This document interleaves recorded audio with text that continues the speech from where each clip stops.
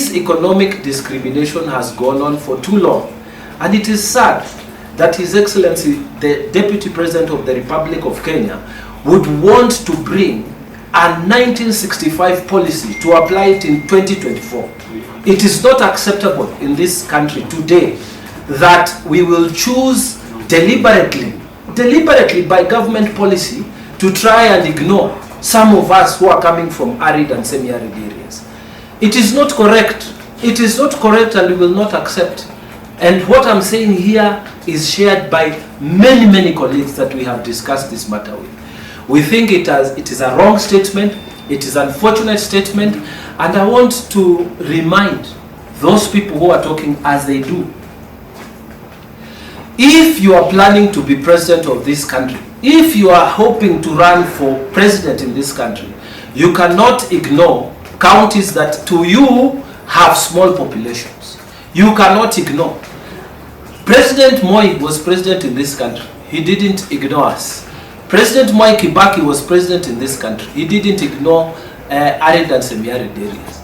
President Uhuru Kenyatta was president in this country. He didn't talk openly against us. President Ruto is president in this country. He's not talking openly against us. So, please, if you are planning to be president, you should think about all of us.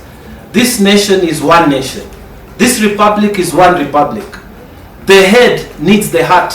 The heart needs the kidneys. The kidneys needs the stomach. Everybody has a role to play. I say so because right now, the entire Republic of Kenya is enjoying electricity from the River Tana.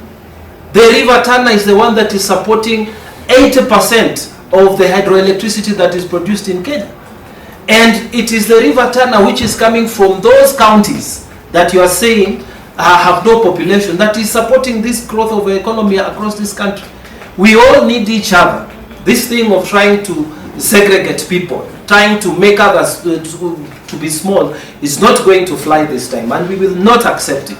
First of all, I urge Kenyans who are listening to me that this statement is not a government statement, because there was no cabinet meeting that sat down to approve that statement. This statement is not a party position. There was no time that we held a Kenya Kwanza parliamentary group meeting or a UDA parliamentary group meeting where we approved one man, one shilling, one vote. We are one country, for Christ's sake. Please, let us not divide this nation.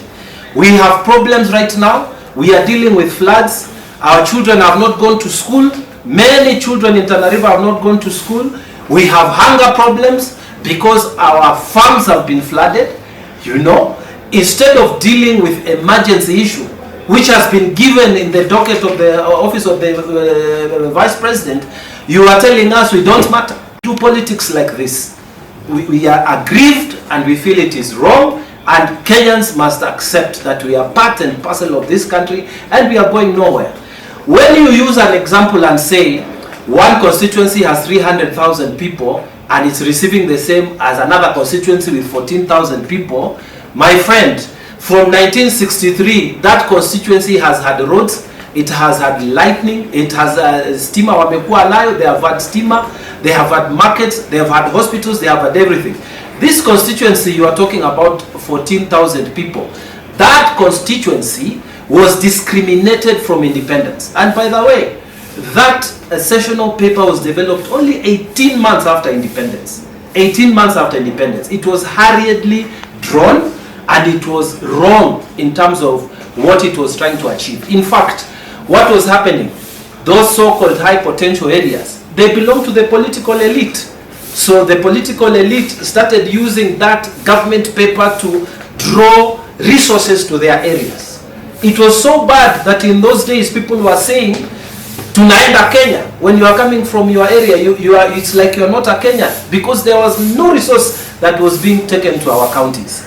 Now that resources are going to our counties, now that CDF is reaching to every part of the nation, we do not want to see a return of 1963 policies where other parts of the nation are being treated like they are not Kenya. We are not going to agree to that.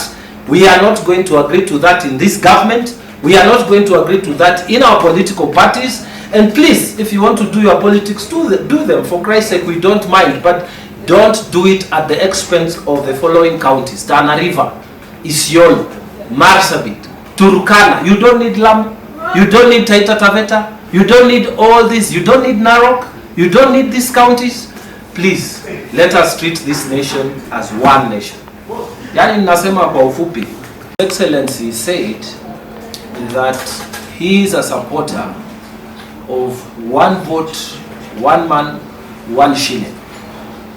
We want to tell him that we are in Kenya supporters of one man, one vote, 1 kilometer, and we have no apology to make at all.